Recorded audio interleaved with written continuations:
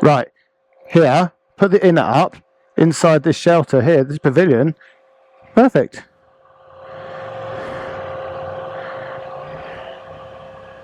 Look at that. Put between tables. Yeah, loads of room. I'll go and check out the toilets, see if they're open. This should be a great spot. No, exactly. Put them in there. This is home for the night.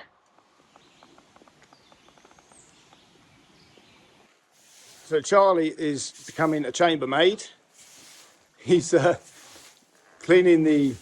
We're not sure what poo it is.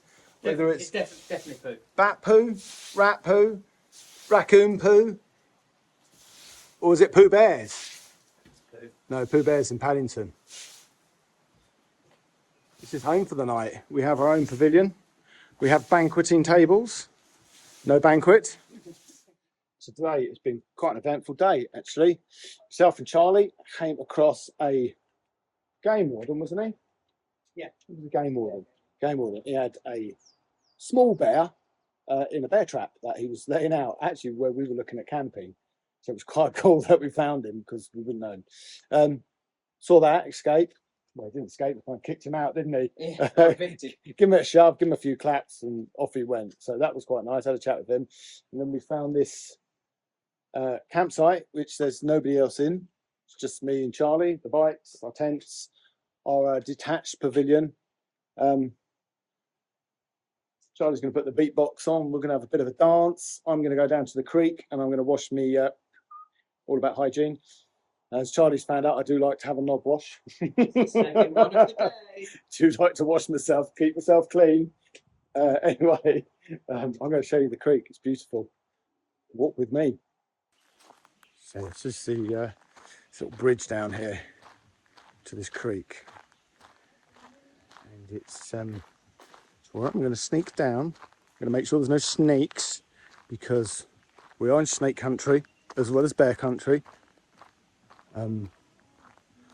Bears now I'm not too worried about after speaking to the warden and how to deal with them, and actually he said the black bear is a bit like a big raccoon, a pest. They're not interested in you, they're interested in food. But snakes are another matter. That's not good.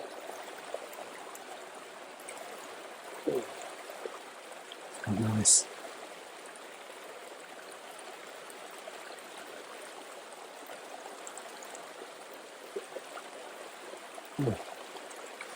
Cold. It's good. It's good. All about hygiene. Got to look after yourself. Anyway, that's enough of seeing me. Okay. So this is our first attempt at bear bags in the tree. After our little encounter earlier on today with Boo Boo and Ranger Smith, we're definitely going to be putting our bear bag higher than we did the other night with the disc lock. So if I can get this paracord untangled. Our aim is to get it up onto that long branch up there. So we want it at least that high and about... What was it? What was the feet? about that many feet. About that many feet out. Well, that many feet don't really work on video, but... Exactly. Oh, Ah, perfect. okay. Now Spoon bag. I'm going to take the food bag. Get off, mosquito. Okay. Up she goes. Well, that's some weight in there. Yeah, there's a bit of weight in there.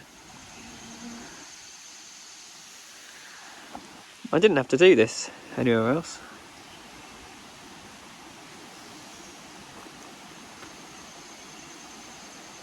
That's our bear bag.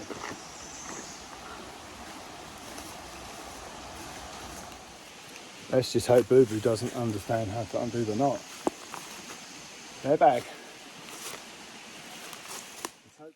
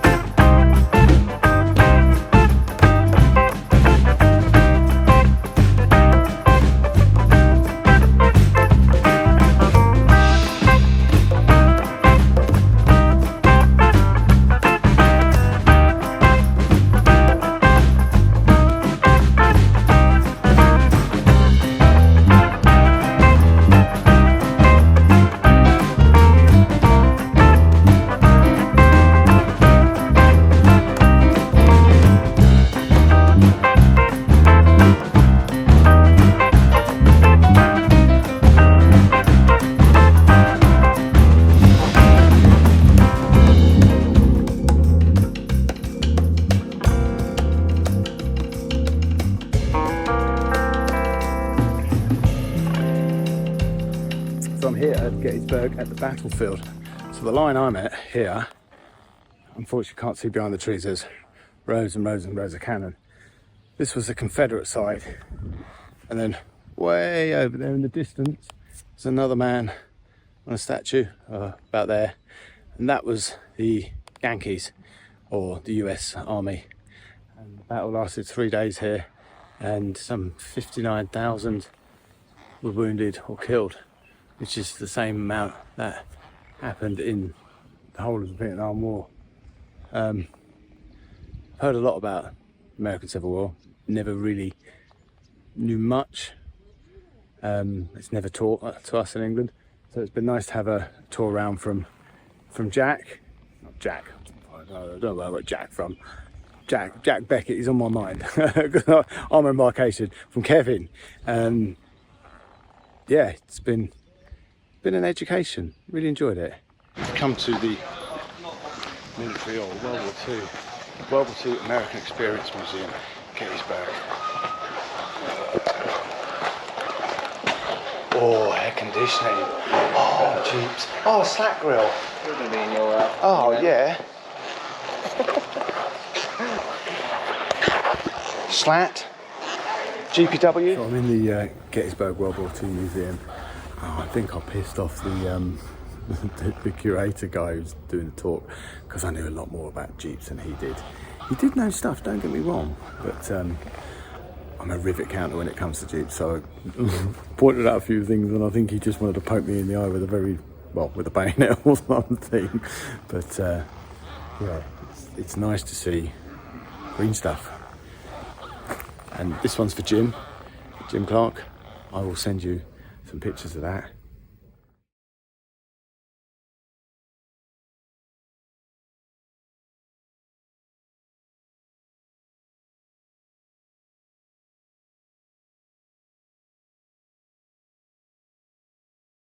Okay, we're riding this really gnarly trail the top of this mountain hill. It's big, 800 meters, whatever. Anyway,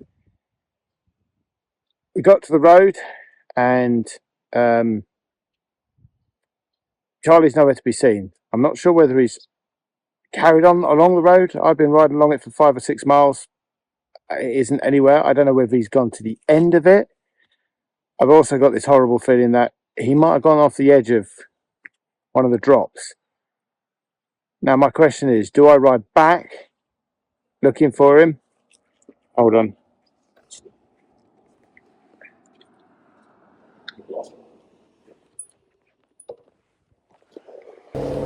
So I've just stopped a car. They haven't seen another bike. So I think I've now got to go back along that trail and look for Charlie.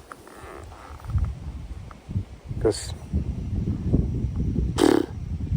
yeah, anyway. If you've gone on, Charlie, I'm going to kill you for not waiting at the junction.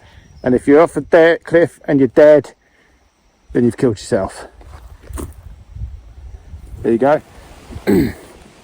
Right, I've ridden back 13 miles along the road and then along the trails looking for him.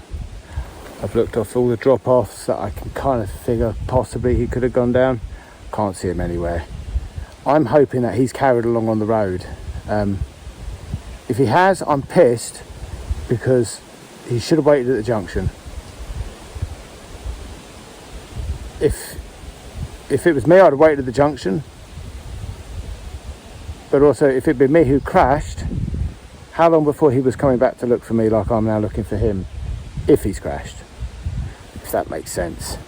Really, it's a buddy-buddy system. He should have waited at the junction till I got to him, because I could be the one off the road. I'm hoping he's gone on, and I'm going to eventually get him out later, and I'll batter him. Charlie, mate, what have you done? So it turns out he's not dead. I didn't kill him, and he didn't go off the drop. He's not dead yet. So basically, long story short, Charlie was doing what I was doing. I did exactly the same. I went back, I waited for ages, I was looking down the drop-offs, I was tapping my centre, trying to get it to re-signal or look for him. I was doing a video to myself going, where is he? Why has he gone missing? I don't understand, he's a better rider than me, well, you should be following me. And then it turns out that we've got two different BDR routes. Yours is... So he went left, I went right, he waited for me, I kept going, couldn't find him, he came back looking for me, then went back, then I went back looking for him, and then eventually he got internet and found my spot tracker, and I'd got internet because I stopped another car, and he showed me a spot where I can stand and get some free Wi-Fi. Long story short is, we've now got a wild camping spot in the middle of the woods. Make sure, if you ever go on a trip, make sure that you've got the same BDR or same GPX files, because if they're out of date by one of them, this happens.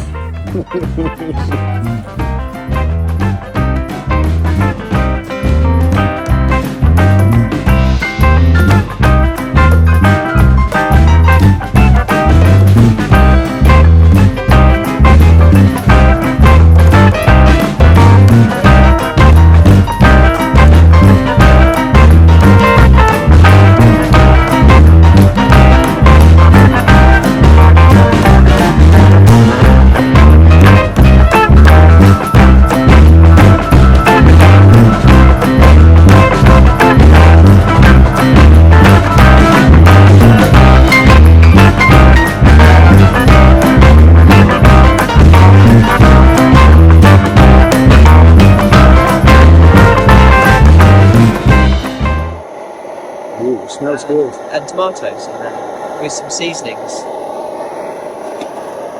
Coming alright, chef, aren't you? This is absolute find. Multi-spice pack. What was that, $5, wasn't it? Oh, I can't remember. So this is the track through the George Washington Forest National Park we're in. And come along here and we got this tiny little wild camping spot to ourselves.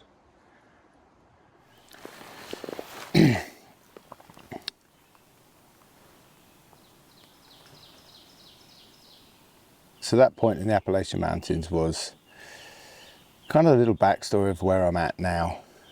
So today is Monday the 9th or 10th.